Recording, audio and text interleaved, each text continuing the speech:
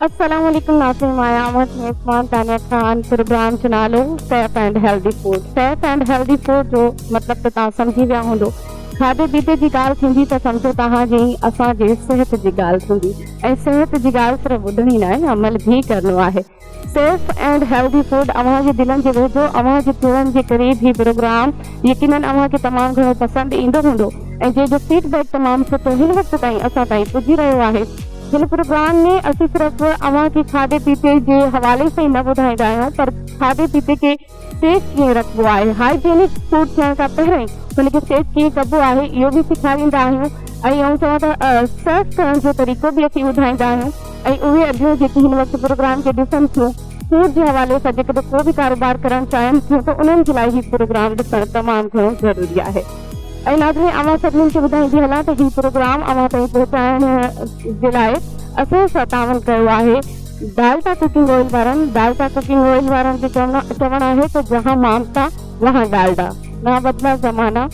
ना बदला डालडा। 80 सालों से पाकिस्तान भर की माओं का डालडा पे बेहद भरोसा रहा है, क्योंकि डालडा कभी भी सेहत और क्वालिटी के मामले में कॉम्प्रोमाइज नहीं करता। डालडा हमेशा से ही आप और आपकी फैमिली की सेहत का भरपूर ख्याल रखता आया है, क्योंकि डालडा अपनी इंटरनेशनल टेक्नोलॉजी और महारत से हेल्दी कुकिंग सोल्यूशन जो कि रखे आपके खानों की गज़ायत को बरकरार। ऐं हुन सां गॾु तावन कयो आहे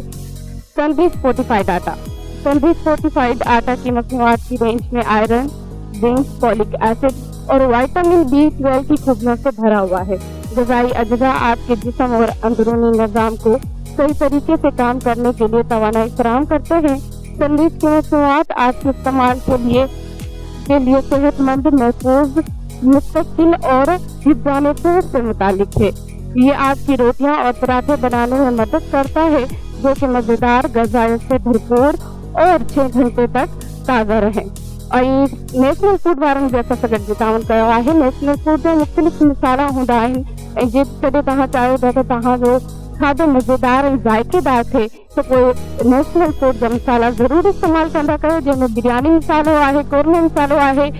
रेड चिलीज़ आहिनि, मुख़्तलिफ़ मसाला अव्हांखे मिली वेंदा। त इन्हनि सभिनीनि कंपनियुनि खे मां थोराईंदी आहियां हीउ प्रोग्राम अव्हां ताईं पहुचाइण जे लाइ। ऐं नाज़रीन, असां सां गॾु एज़ यूजुअली केरु आहिनि, अव्हां सम्झी विया हूंदो। एज़ यूजुअली असां सां गॾु आहिनि सिंध फूड अथॉरिटी जा DG आगा फ़ख़्र हुसैन साहब बि असां सां गॾु आहिनि, तव्हांखे भलीकार चऊं था। ऐं हुन सां गॾु ई असां सां आहिनि शकील बेग, जेकी साइड इफेक्ट पैनल जा चेयरमैन आहिनि, तव्हांखे बि भलीकार चवंदासीं। ऐं हुन सां गॾु ई इंटरनेशनल शेफ मुकीम सुमरो साहब, यकीनन तव्हांखे ख़बर हूंदो त मुकीम सुमरो साहब बि असां सां गॾु ई हूंदा आहिनि ऐं हिन हफ़्ते बि उहे असां सां गॾु ई आहिनि। ऐं हिन पासे हमीद भुट्टो पाकिस्तान एक्सीलेंस क्लब जा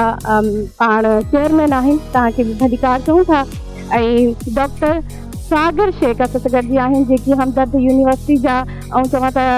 साइंस, फूड साइंस जे हवाले सां स्टडी ॾींदा आहिनि ऐं पाण प्रोफेसर आहिनि, सर्टिफिकेट प्रोफेसर आहिनि हमदर्द यूनिवर्सिटी में, त तव्हांखे बि भलीकार चऊं था। ऐं जेकॾहिं आगा फ़ख़्र साहब अव्हां खे स्टार्ट कजे त बहितर न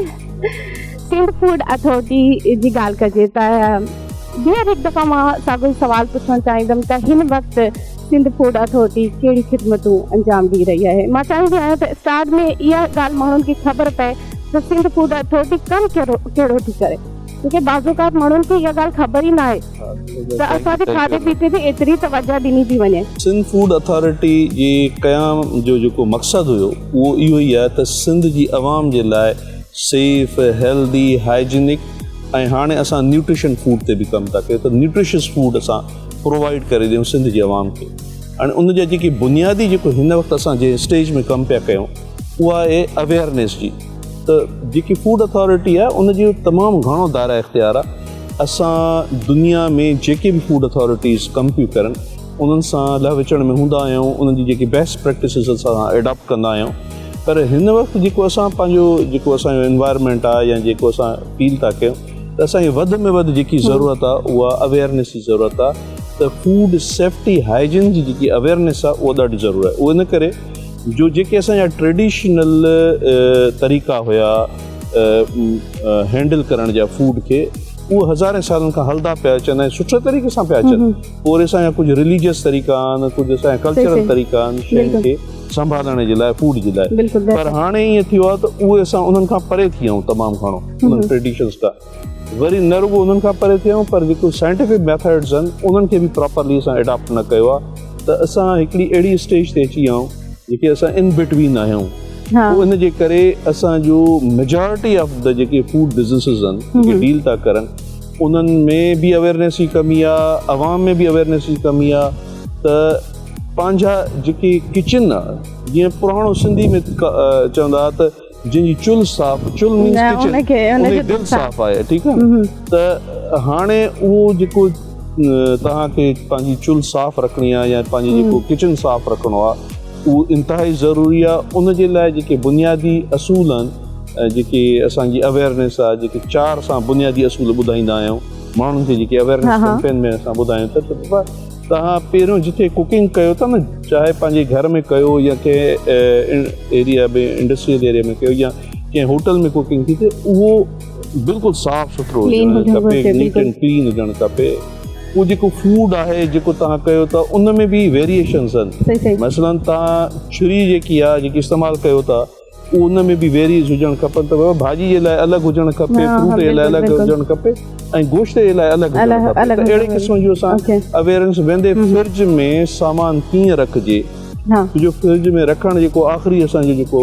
कमु आहे उहो कीअं कजे। कुकिंग आहे, कुकिंग बि असां उन ते बि कमु पिया कयूं। त इहे जेकी जनरल अवेयरनेस आहे, असां माण्हुनि खे इहो ॿुधायूं था त पंहिंजे जेके फूड जी सेफ्टी आहे ऐं फूड जा जेके हाइजीन्स जा जेके रूल्स आहिनि, उन में असां न सिर्फ़ु इहो त तव्हांखे पहिरियों बि मां ॿुधायो त असां जेको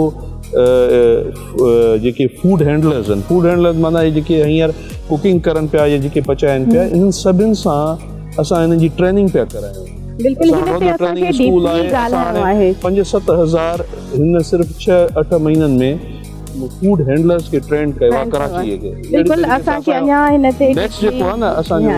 जाम शोरो अथव, असांजो वरी पोइ टंडे जाम आहे, पोइ असांजो बेनज़ीराबाद आहे, इहे ख़ैरपुर आहे, असांजे लाड़काणे में इहे डिफरेंट जॻहियुनि ते असां पंहिंजा स्कूल्स खोलियनि पिया। ऐं प्लस असां उन्हनि जी न रुॻो जेके फूड सां लाॻापियल जेके बिज़नेस करनि पिया, पर असां जेकी जनरल पब्लिक आहे उनजी बि अवेयरनेस जे लाइ तमामु कमु पिया कयूं। त हाणे इहो जेको तव्हां ॾिसो था थोरी घणी जेकी मीडिया सां ऐं जेको असां अॼु हींअर वेठा आहियूं, उनजो बि मक़सदु इहो ई आहे त असां माण्हुनि खे इहो ॿुधाए सघूं त हिकिड़ी अथॉरिटी अहिड़ी आहे जेकी तव्हांजी हाणे उन जेको तव्हां खायो पिया, जेको बि तव्हांजे किचन में गिरह बि तव्हांजे वात में वञे पियो, इन जी ज़िमेदारी बि असांजी आहे त उहो पाक हुजे, साफ़ हुजे, ऐं न रुॻो पंहिंजो हिफ़्ज़ाने सिहत जे असूलनि ते ठहियलु हुजे। ऐं जॾहिं तव्हां खायो था त असां तव्हांखे इहो बि ॿुधायूं त इन जी न्यूट्रिशन वैल्यू छा आहे। हाणे असां ताज़ो प्राइम मिनिस्टर प्रोग्राम में सिंध जेको आहे नंबर 1 आयो आहे। त असां जेके अवेयरनेस प्रोग्राम जे हवाले सां जेके असां कैलरीज़ काउंट ते जेको कमु कयो आहे पाकिस्तान में, उहो वॾो कमु कयो आहे। असां तव्हांजा जीअं हे होटल आहे, अहिड़ा 5 स्टार्स होटल खां वठी जेके हेठि नंढा होटल आहिनि, उन्हनि ताईं असां हाणे जेको मेन्यू कार्ड आहे कोशिशि कयूं पिया त उन में कैलरीज़ लिखियल हुजनि प्राइस सां गॾु। इहे सभु अवेयरनेस ते तमामु घणो कमु हले पियो। इंशाल्लाह अञा कचहरी करणी आहे, ये टॉपिक वसी आहे, एॾो नंढो कोन्हे कि एतिरी जल्दी ख़त्म कयूं। तो शकील बैग भी हमारे साथ है। बाहैसियत सार्फिन होने के नाते आप सिंध फूड अथॉरिटी की खिदमतों को कैसे देखते हैं? जी, सबसे पहले तो मैं आपका मशकूर हूँ, और इस वक्त चूँकि हम जो गुफ्तगू कर रहे हैं वो फूड अथॉरिटी के हवाले से बात कर रहे हैं, और फिर सार्फिन, क्योंकि सबसे बड़ा इन्वॉल्वमेंट कंज्यूमर का होता है, सारिफ का होता है, जिसका पैसा खर्च हो रहा होता है। तो एक एग्जाम्पल है ना, अवर मनी अवर राइट्स, यानी कि मेरा पैसा मेरा इख्तियार। तो यहाँ पर ऐसा होता है कि सारे बड़ा मजबूर होता है कि वो जहाँ से वो चीज़ परचेज़ कर रहा होता है, तो पता चलता है कि वो जो खाने पीने की चीज़ें ले रहा है तो उसमें उसको मिलावट वाली चीज़ें मिल रही है, सब स्टैंडर्ड मिल रही है, यानी कि वो उसके मेयार के मुताबिक नहीं होती। तो मैं ये समझता हूँ कि इसकी एक बहुत बड़ा इसमें गैप था, और सिंध फूड अथॉरिटी, क्योंकि इससे पहले ये हर जगह म्यूनसिपल कॉरपोरेशन इसको देखा करती थी, लेकिन जब सिंध फूड अथॉरिटी मारूद वजूद में आ गई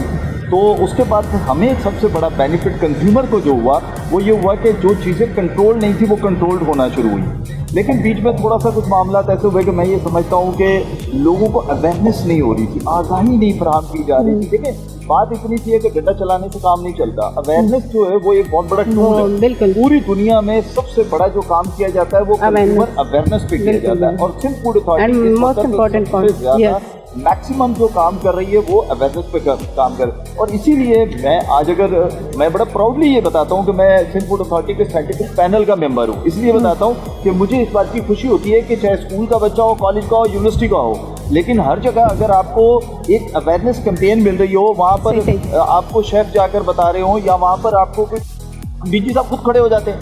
अच्छा क्या खाना है, किस तरह खाना है। फिर कैलोरीज की जिस तरह बात की गई तो यकीन करें आज तक हमें नहीं पता था कि कैलोरीज कितनी लेनी चाहिए एक दिन में। और मैं ये आपको बताऊं ये बड़ी अजीब बात थी कि जब नहारी की एक प्लेट उसमें पता चला 4500 से 5000 कैलोरीज, हालांकि 2000 कैलोरीज कंज्यूमर भी तो मुझे पता चला ना, इससे पहले तो मुझे पता ही नहीं था।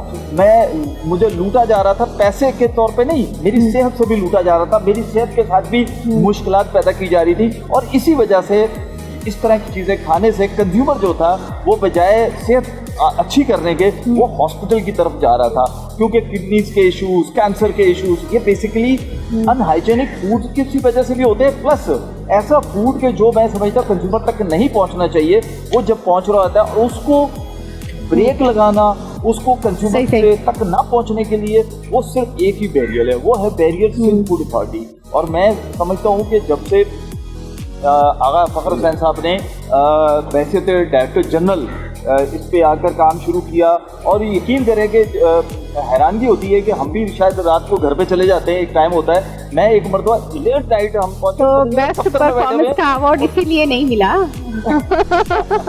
इसके पीछे भी राज है। चलो राज से याद आया था हमीद भुट्टो साहब त सगढ़ जी आहिनि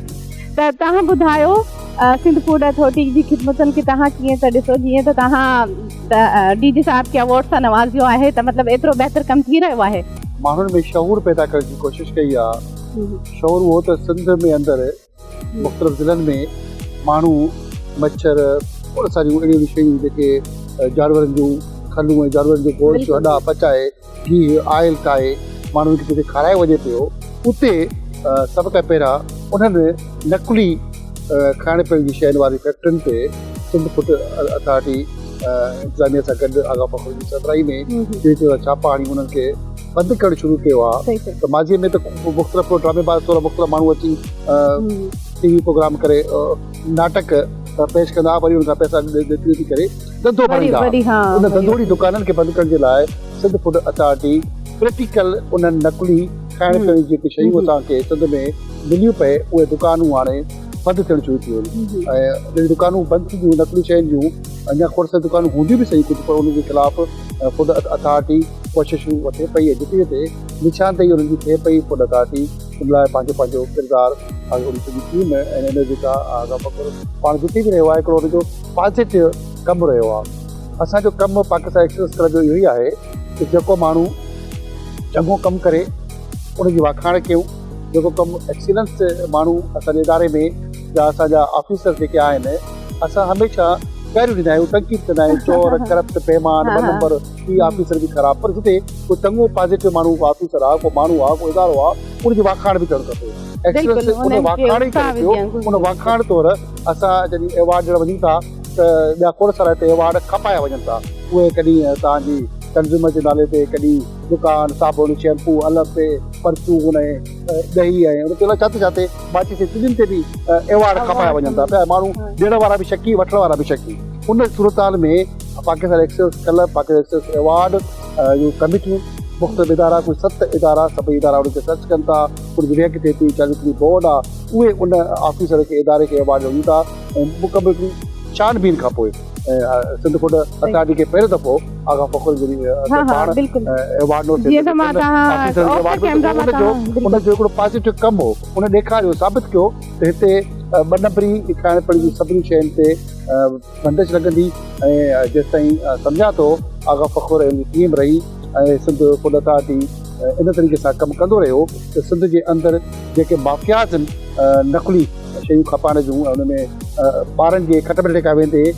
बिस्किट खां वेंदे तव्हांजी असांजी हर खाइण पीअण शइ ताईं बन परी शयूं नकुल शयुनि जो अंसर तमामु घणो आहे वॾनि शहरनि में खोड़ सारा माण्हू इन में नंढनि शहरनि में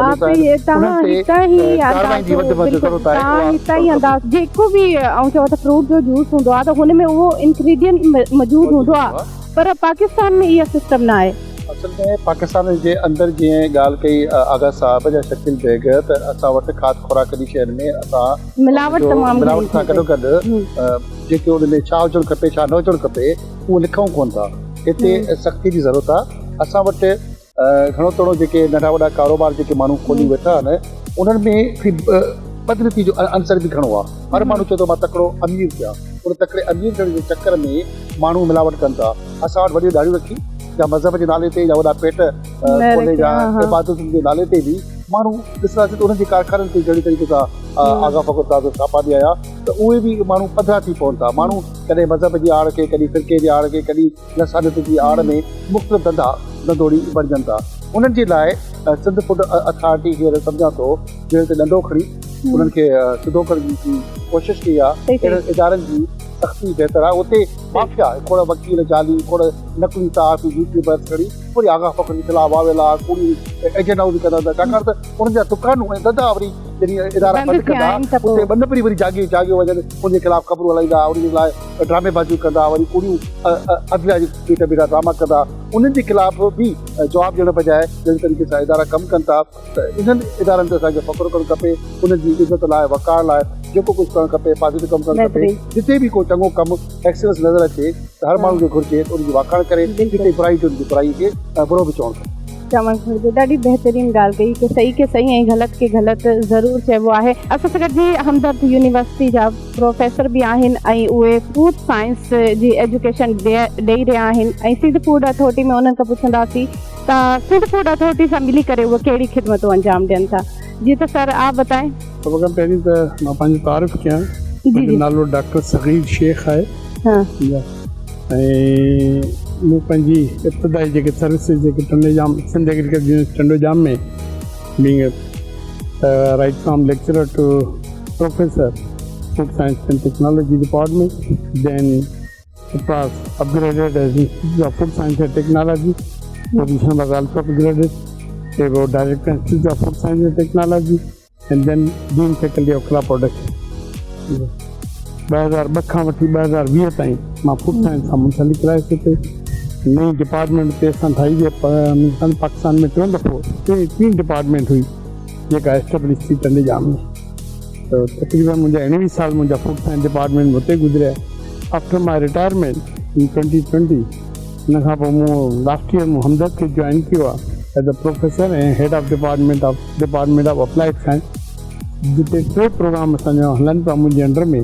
हिकिड़ो food science and technology second biotechnology ऐं third one is microbiology 3 programme हिन महिल असां वटि जेको आहे सो 260 सगीर शेख तव्हां जेकॾहिं थोरी इजाज़त ॾींदो त ब्रेक जी तरफ़ वञो जी ठीकु आहे महिरबानी सर नाज़रीन हाणे टाइम थियो आहे नंढे शॉर्ट ब्रेक जो ब्रेक खां पोइ बि अवां जी ख़िदमत में हाज़िर रहंदासीं असां सां गॾु रहिजो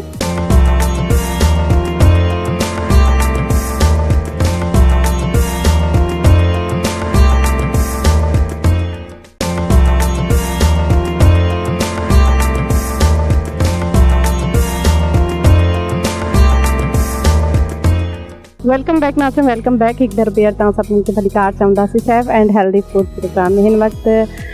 सगीर शेख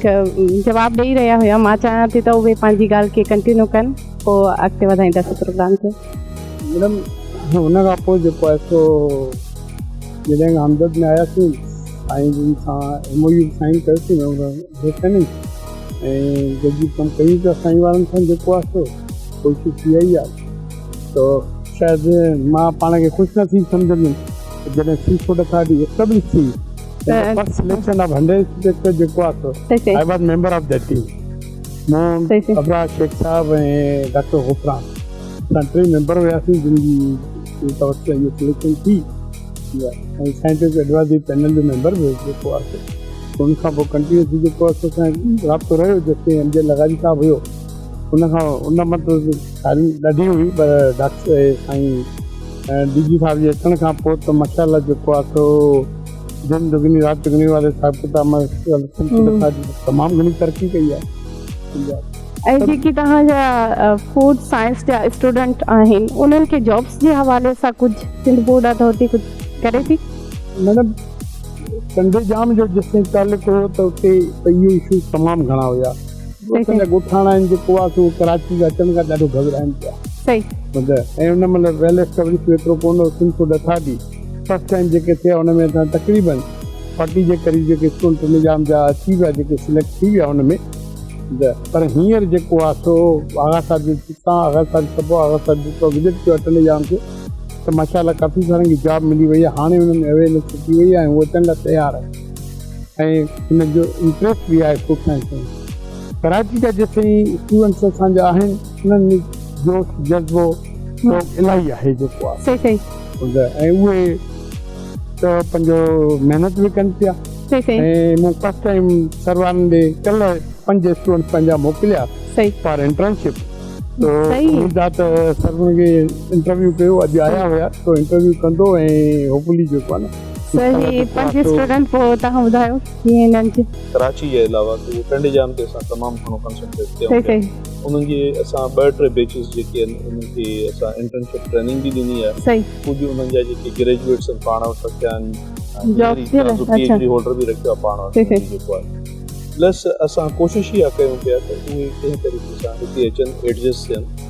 ऐं उन्हनि खे जेकी बुनियादी उहे शयूं आहिनि जेके अगरि उते ट्रेनिंग में के कमी रहिजी वई आहे या उनजी एजुकेशन में त उहा असां हिते कराची यूनिवर्सिटी जी साईं वारनि यूनिवर्सिटी या ॿियो इदारा आहिनि खोड़ उन्हनि सां गॾु मिली उन्हनि खे ग्रूमिंग कयूं प्रॉपरली ग्रूम करे असां हुननि खे हिते एडजस्ट कयूं। त जेको असां जेको बुनियादी जीअं असांजा इंस्पेक्शन्स आहिनि या जेके बि असांजा आहिनि उन्हनि में इहे ई फूड साइंस जा जेके ग्रेजुएट्स आहिनि हर टीम सां गॾु हूंदा आहिनि। जेकी बि असांखे एक्शन खणणा हूंदा जेके प्रैक्टिकल शयुनि खे ॾिसंदा बिल्कुलु उहे फूड साइंसिस जा जेके बि ग्रेजुएट्स आहिनि इहे असांजी टीम में ज़रूरत आहे। असांखे हाणे घटि में घटि मां सम्झां थो 550 जे क़रीब फूड साइंसिस जा ग्रेजुएट्स खपनि अञा जेके हाणे असां अपॉइंट कंदासीं ताकी असां सिंध में जेको पंहिंजो प्रोग्राम कयूं पिया उन में असां उनखे ऐड करे सघूं किथे न किथे। मतिलबु फूड साइंसिस जो ग्रेजुएट इहे आहिनि त उन्हनि खे ॾिसो फूड जे बारे में सभु शइ ख़बर आहे, उन्हनि जी बुनियादी एजुकेशन थियल आहे, उन्हनि खे लैब जे बारे में ख़बर आहे त उनजो टेस्ट कीअं कजे, उनजो फिज़िकल टेस्ट थियो केमिकल टेस्ट थियो ऐं माइक्रोबायोलॉजिकल जेके टेस्ट आहिनि उन्हनि जे बारे में बि हिननि खे सभु ख़बर आहे। असां हाणे पहिरीं जेकी पंहिंजी कराची यूनिवर्सिटी में लैब ठाही आहे उहा केमिकल लैब हुई, हाणे उन सां गॾु असांखे ज़रूरत हुई त माइक्रोबायोलॉजिकल लैब बि ठाहियूं, उहा बि हाणे असां एस्टेब्लिश करे छॾी आहे कराची यूनिवर्सिटी में। इहो कराची यूनिवर्सिटी जेको आहे इहो असांजो हिकिड़ो मॉडल आहे,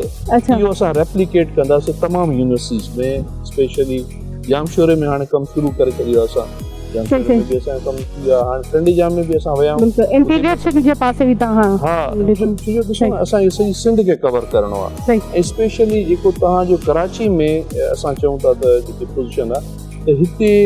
पूरे पाकिस्तान मां बेस्ट ऑफ द बेस्ट खाधा मिलनि था, best of the best chef था मिलनि, बेस्ट ऑफ द बेस्ट तव्हांखे शॉप्स आहिनि हिते तव्हांजी फूड साइंसिस जे लाइ या उन्हनि स्टूडेंट्स जे लाइ तमामु वॾा मौक़ा आहिनि। पर एज़ फार एज़ असांजो इंटीरियर इज़ कंसर्न जेको असांजो इंटीरियर सिंध आहे उन में एतिरा मौक़ा बि न आहिनि ऐं उते उन्हनि जो रुझान बि थोरो घटि ॿियो इहो त थोरो इंस्पेक्शन्स न हुजण जे करे माण्हुनि जी जनरल तबियत बि ईअं थी वई आहे त केरु पुछंदो, केरु अचे ई नथो हले पियो। जीअं हाणे असांजो हाणे वॾो क्रैक डाउन थियण वारो आहे खीर जे हवाले सां, जेको केमिकल वारो खीर अचे पियो जेको पंहिंजो खीर ठाहिनि पिया फैक्ट्रियुनि में वेही इंस्टेड ऑफ दैट त असांजो ओरिजिनल खीर हुजे, उन ते असां तमामु वॾो क्रैक डाउन कयूं पिया। असां पंहिंजी हिकिड़ी इंफॉर्मेशन सेल जेको आहे उहो असांजो कमु कंदो आहे, उहो वेंदा आहियूं रेकी कंदा आहियूं, उहो ॾिसंदा आहियूं त कीअं खणनि पिया। ईअं ई हाणे मूंखे मां हिते तव्हां सां गॾु वेठो आहियां, मूंखे 3 इंफॉर्मेशन आयूं आहिनि, हिकिड़ी आई आहे त शिकारपुर में, ॿी आई आहे त दादू में शिकारपुर में ऐं इन पासे जेके खीर हले पियो उस ताईं असां पुॼी विया आहियूं। जल्दी तव्हां इंशाल्लाह वॾी ख़बर ॾिसो न असां शिकारपुर जो आचार मशहूरु आहे, सुठो आचार ठहे थो, तमामु सुठो आचार ठहे थो ऐं दुनिया में वञे पियो, पर कुझु माण्हू जेके उनखे ख़राबु पिया करनि असां कोशिशि कंदासीं त उन्हनि खे बंदि कयूं सही ताकी असांजो जेको ट्रेडिशनल आचार आहे या जेकी असांजी प्रोडक्ट आहे उहा त असांजी हले न त उन शइ खे असां कंसंट्रेट करण लाइ काफ़ी इंस्पेक्शन कया आहिनि काफ़ी पंहिंजी SOPs डिस्कस कयूं आहिनि मां तव्हांखे ॿुधायां त शिकारपुर जो जेको आचार आहे उनजो हिकिड़ो ख़ासि टेस्ट आहे ख़ासि हाँ flavour आहे, अलग अलग सॼी दुनिया में मशहूरु आहे न उनखे जो ख़राबु करण लाइ जेके नया हाणे बिज़नेस में इन थिया आहिनि माण्हू उन्हनि जंहिं तरीक़े सां उनखे डील था करनि आचार खे उन में असां तमामु घणा इंस्पेक्शन्स कया तमामु घणी सख़्ती कई आहे सही सही अहिड़े ई तरीक़े सां असां तव्हां ॾिसो त हाणे असांजी घोटी में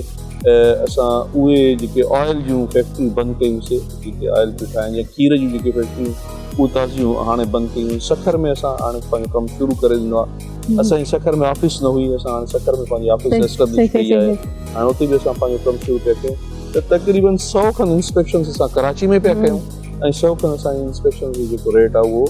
हुन में आहे पंहिंजो इंटीरियर में आहे या सिंध में आहे जेको बि आहे त